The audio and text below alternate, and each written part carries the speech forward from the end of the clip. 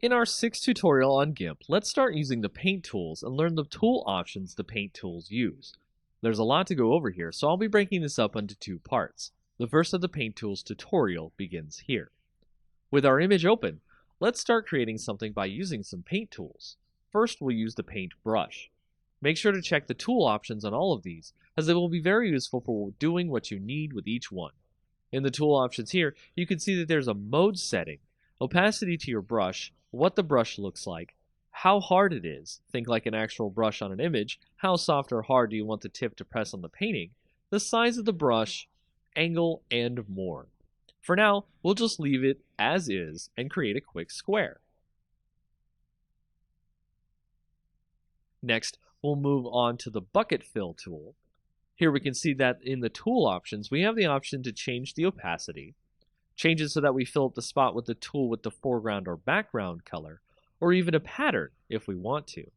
The options below that allow us to either fill the whole selection as much as possible, or just similar colors if we want more reserved filling. Threshold here will determine how much the tool will try to overflow into the nearby colors beyond what you have filled in. Here we'll fill in our square with our background color. As you can see, with the similar colors option, it will fill in everything except the transparent edges around our square border, leaving a little bit unfilled. Patterns can be applied too from the bucket. So let's apply a quick pine wood pattern here to give the box a little wooden feel to it. Here you can see it will paint over our white fill with a nice wooden texture. Our box is starting to look like an actual wooden box.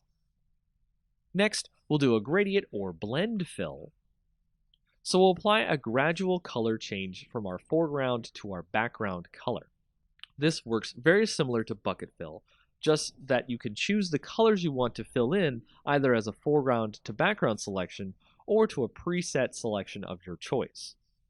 The shape can be changed as well to create more impressive gradients. Here I'll make a radial gradient inside our box fill. Make sure you select what you want to gradient as well, otherwise you'll add the gradient to your entire layer. Click and drag to determine what direction you want the gradient to go. The ink tool is similar to the paintbrush, but it creates an ink-like pool of color that works similar to real ink. The longer you stay on a spot, more comes out, and the strokes ebb and flow, much like real ink. Change the options as you need in the Tool Options window. We'll draw a little smiley face on our box.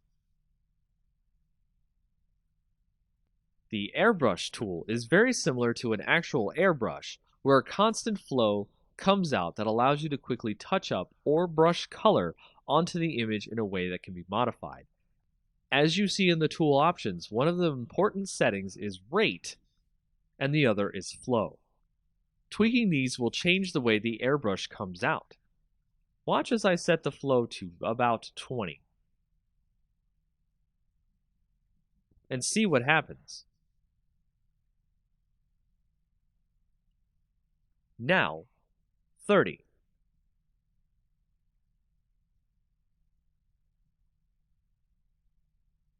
You can now see that the lines are much thicker than they were before.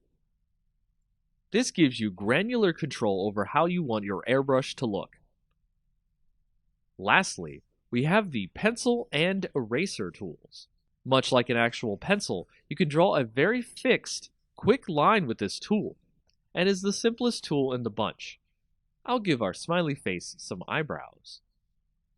From there, the eraser can pretty much remove everything from the image. So like other tools, you can change the size of the eraser, the hardness, and many other features. Be warned that the eraser removes all the data from the image, so you will have to recolor in a spot you erased or fill holes you might create yourself. Oops, I seem to have erased the eyebrows. This completes our first part in the tutorial about the paint tools in GIMP. Now you know a lot about how to paint up your own images.